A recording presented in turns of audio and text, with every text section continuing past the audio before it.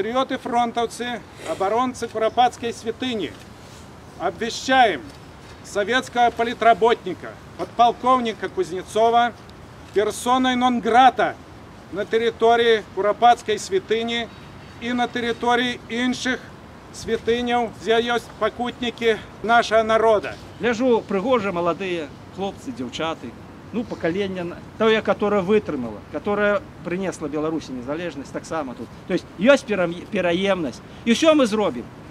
Все будет цудоўна в нашей краине, калі мы есть и эту справу робим. Жыве Беларусь! Жыве! Жыве Беларусь! Жыве! Жыве Беларусь! Жыве! Дай спору працы штодзённай шэрай, на хлеб штодзённы народны край, павагу, силу и велич веры у нашу правду, у прышлость да